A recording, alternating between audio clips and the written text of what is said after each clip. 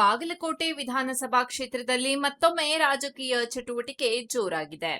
ಶಾಸಕ ಎಚ್.ವೈ. ಮೇಟಿ ಅವರ ಅಕಾಲಿಕ ನಿಧನದಿಂದ ತೆರವಾದ ಸ್ಥಾನಕ್ಕೆ ಈಗ ಉಪಚುನಾವಣೆ ಘೋಷಣೆಯಾಗಿದ್ದು, ಕ್ಷೇತ್ರದಲ್ಲಿ ಕಾಂಗ್ರೆಸ್ ಮತ್ತು ಬಿಜೆಪಿ ನಡುವಿನ ನೇರ ಹಣಾಹಣಿ ನಡೆಯುವಂತಾಗಿದೆ. 2023ರ ಮೇ ತಿಂಗಳಲ್ಲಿ ನಡೆದ ವಿಧಾನಸಭಾ ಚುನಾವಣೆಯಲ್ಲಿ ಕಾಂಗ್ರೆಸ್ ಅಭ್ಯರ್ಥಿಯಾಗಿ ಸ್ಪರ್ಧಿಸಿದ್ದ ಎಚ್.ವೈ. ಮೇಟಿ ಅವರು ಬಿಜೆಪಿಯ ಡಾ. ವೀರಣ್ಣ ಚಿರಂತಿಮಠಿ ಅವರನ್ನ ಸೋಲಿಸಿ ಶಾಸಕರಾಗಿ ಆಯ್ಕೆಯಾಗಿದ್ದರು. ಆದರೆ ಅವರು 2025ರ ನವೆಂಬರ್ 4ರಂದು ಅಕಾಲಿಕವಾಗಿ ನಿಧನರಾದ ಹಿನ್ನೆಲೆಯಲ್ಲಿ ಈ ಕ್ಷೇತ್ರ ಮತ್ತೆ ಚುನಾವಣೆಯ ಬಿಸಿ ಕಾಣುತ್ತಿದೆ. ಈಗ ನಡೆಯಲಿರುವ ಉಪಚುನಾವಣೆ ಎರಡು ಪ್ರಮುಖ ಪಕ್ಷಗಳಿಗೂ ಪ್ರತಿಷ್ಠೆಯ ಪ್ರಶ್ನೆಯಾಗಿ ಮಾರ್ಪಟ್ಟಿದ್ದು, ರಾಜಕೀಯ ಕದನಕ್ಕೆ ಮತ್ತೊಮ್ಮೆ ಬಾಗಲಕೋಟೆ ಕ್ಷೇತ್ರವೇ ವೇದಿಕೆಯಾಗುತ್ತಿದೆ. ಸ್ವಾತಂತ್ರ್ಯ ನಂತರ ಬಹುತೇಕ ಚುನಾವಣೆಯಲ್ಲಿ ಬಾಗಲಕೋಟೆ ಕ್ಷೇತ್ರ ಕಾಂಗ್ರೆಸ್ ಭದ್ರಕೋಟೆಯಾಗಿ ಪರಿಗಣಿಸಲಾಗುತ್ತಿತ್ತು. ಆದರೆ 1983ರಲ್ಲಿ ಜನತಾ ಪಕ್ಷದ ಗೆಲುವಿನ ನಂತರ ಕ್ಷೇತ್ರದ ರಾಜಕೀಯ ಸಮೀಕರಣಗಳು ನಿಧಾನವಾಗಿ ಬದಲಾಗಲು ಆರಂಭವಾಯಿತು. 1983ರಿಂದ 1994ರವರೆಗೆ ಜನತಾ ಪರಿವಾರದ ನಾಯಕರು ಕ್ಷೇತ್ರದಲ್ಲಿ ಪ್ರಾಬಲ್ಯ ಸಾಧಿಸಿದರು. ಆ ಸಮಯದಲ್ಲಿ ಜಿ.ವಿ. ಮಂಟೂರ ಮತ್ತು ಅಜಯ್ ಕುಮಾರ್ ಸರನಾಯಕ ಶಾಸಕರಾಗಿ ಆಯ್ಕೆಯಾಗಿದ್ದು, ಕಾಂಗ್ರೆಸ್ ಹಿಡಿತಕ್ಕೆ ಧಕ್ಕೆಯಾಯಿತು. ಬಳಿಕ ಜನತಾದಳದಲ್ಲಿ ಉಂಟಾದ ಒಳ ಕಲಹದಿಂದ ದೊಡ್ಡ ರಾಜಕೀಯ ಬೆಳವಣಿಗೆಗಳು ನಡೆದವು. ರಾಮಕೃಷ್ಣ ಹೆಗಡೆ ಅವರನ್ನ ಪಕ್ಷದಿಂದ ಹೊರಹಾಕಿದ ಬಳಿಕ ಅಜಯ್ ಕುಮಾರ್ ಸರನಾಯಕ ಅವರು ತಮ್ಮ ಶಾಸಕ ಸ್ಥಾನಕ್ಕೆ ರಾಜೀನಾಮೆ ನೀಡಿ ಹೊಸ ರಾಜಕೀಯ ಸಮೀಕರಣಕ್ಕೆ ಕಾರಣರಾದರು. ಆಗ ನಡೆದ ಉಪಚುನಾವಣೆಯಲ್ಲಿ ಬಿಜೆಪಿಯ ಪಿ.ಎಚ್. ಪೂಜಾರ ಅವರು ಜಯ ಸಾಧಿಸಿ ಕ್ಷೇತ್ರದಲ್ಲಿ ಬಿಜೆಪಿಯ ಖಾತೆ ತೆರೆದರು.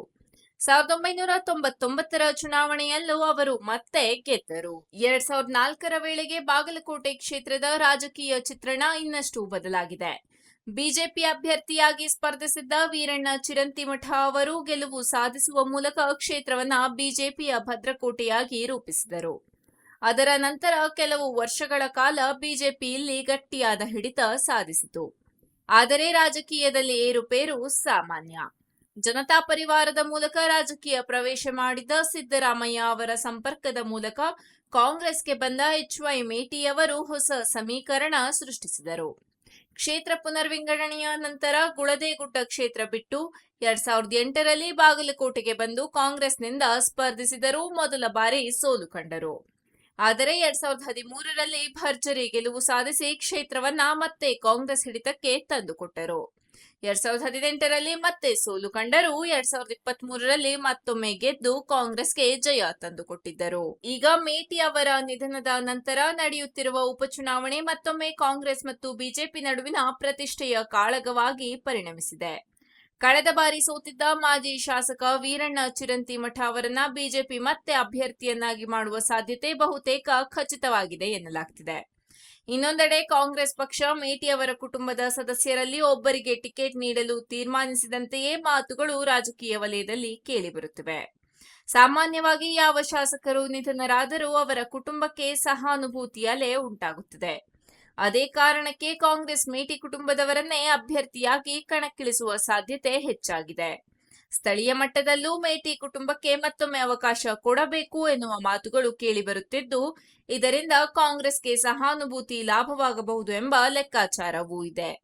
ಇದೇ ಕಾರಣಕ್ಕೆ ರಾಜಕೀಯ ವಲಯದಲ್ಲಿ ಮೇಟಿ ಕುಟುಂಬವೇ ಮತ್ತೆ ಗೆಲ್ಲುವ ಸಾಧ್ಯತೆ ಹೆಚ್ಚಾಗಿದೆ ಎನ್ನುವ ಅಭಿಪ್ರಾಯವೂ ವ್ಯಕ್ತವಾಗುತ್ತಿದೆ.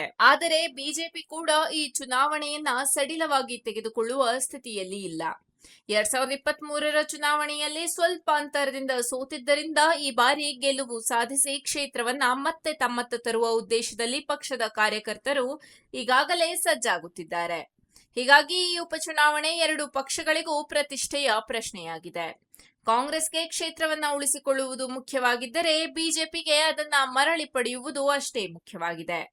ಇದಕ್ಕೊಳಗಾಗಿ ಬಾಗಲಕೋಟೆ ಬಿಜೆಪಿಯೊಳಗೂ ಸಣ್ಣ ಮಟ್ಟಿಗಿನ ಅಸಮಾಧಾನದ ಹೊಗೆ ಕಾಣಿಸಿಕೊಂಡಿದೆ.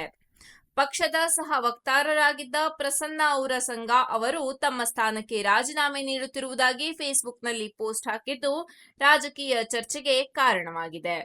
ಪಕ್ಷದಲ್ಲಿ ಕೆಲ ಹೊಗಳುಭಟರಿಗೆ ಮಾತ್ರ ಅವಕಾಶ ನೀಡಲಾಗುತ್ತಿದೆ, ಇತರರನ್ನ ಕಡೆಗಣಿಸಲಾಗುತ್ತಿದೆ ಎಂಬ ಅಸಮಾಧಾನವನ್ನ ಅವರು ಬಹಿರಂಗವಾಗಿ ವ್ಯಕ್ತಪಡಿಸಿದ್ದಾರೆ. ಉಪಚುನಾವಣೆ ಸಮಯದಲ್ಲೇ ಈ ರೀತಿ ಅಸಮಾಧಾನ ಹೊರಬಂದಿರುವುದು ಬಿಜೆಪಿ ಒಳ ರಾಜಕೀಯದ ಬಗ್ಗೆ ಪ್ರಶ್ನೆಗಳನ್ನ ಹುಟ್ಟುಹಾಕಿದೆ. ಇದೀಗ ಉಪಚುನಾವಣೆಯ ವೇಳಾಪಟ್ಟಿಯೂ ನಿಗದಿಯಾಗಿದೆ. ಮಾರ್ಚ್ 16ರಂದು ಚುನಾವಣಾ ಅಧಿಸೂಚನೆ ಹೊರಡಲಿದೆ. ನಾಮಪತ್ರ ಸಲ್ಲಿಸಲು ಮಾರ್ಚ್ 23 ಕೊನೆಯ ದಿನವಾಗಿದ್ದು, ಮಾರ್ಚ್ 24ರಂದು ನಾಮಪತ್ರ ಪರಿಶೀಲನೆ ನಡೆಯಲಿದೆ. ಮಾರ್ಚ್ 26ರಂದು ನಾಮಪತ್ರ ಹಿಂಪಡೆಯಲು ಅವಕಾಶ ಇರಲಿದೆ. ಏಪ್ರಿಲ್ 9ರಂದು ಮತದಾನ ನಡೆಯಲಿದ್ದು, ಮೇ 4ರಂದು ಫಲಿತಾಂಶ ಪ್ರಕಟವಾಗಲಿದೆ. ಒಟ್ಟಿನಲ್ಲಿ ನೋಡಿದರೆ ಬಾಗಲಕೋಟೆ ಉಪಚುನಾವಣೆ ಸಾಮಾನ್ಯ ಚುನಾವಣೆ ಅಲ್ಲ. ಇದು ಕಾಂಗ್ರೆಸ್ ಮತ್ತು ಬಿಜೆಪಿ ಎರಡೂ ಪಕ್ಷಗಳಿಗೂ ರಾಜಕೀಯವಾಗಿ ಮಹತ್ವದ ಪರೀಕ್ಷೆಯಾಗಿದೆ. ಒಂದೆಡೆ ಸಹಾನುಭೂತಿ ಅಲೆ ಮತ್ತು ಮೇಟಿ ಕುಟುಂಬದ ಪ್ರಭಾವ ಕಾಂಗ್ರೆಸ್ಗೆ ಬಲ ನೀಡಬಹುದು ಎಂಬ ಲೆಕ್ಕಾಚಾರವಿದ್ದರೆ, ಇನ್ನೊಂದೆಡೆ ಹಳೆಯ ಹಿಡಿತವನ್ನ ಮರಳಿ ಪಡೆಯಬೇಕೆಂಬ ಹಠ ಬಿಜೆಪಿ ಬಳಿ ಇದೆ. ಹೀಗಾಗಿ ಬಾಗಲಕೋಟೆ ಕ್ಷೇತ್ರದಲ್ಲಿ ಮುಂದಿನ ಕೆಲವು ವಾರಗಳು ರಾಜಕೀಯವಾಗಿ ತುಂಬಾ ರಂಗೇರಲಿದ್ದು, ಯಾರು ಗೆಲ್ಲುತ್ತಾರೆ ಎನ್ನುವ ಕುತೂಹಲ ಈಗಾಗಲೇ ಜನರಲ್ಲಿ ಹೆಚ್ಚಾಗಿದೆ.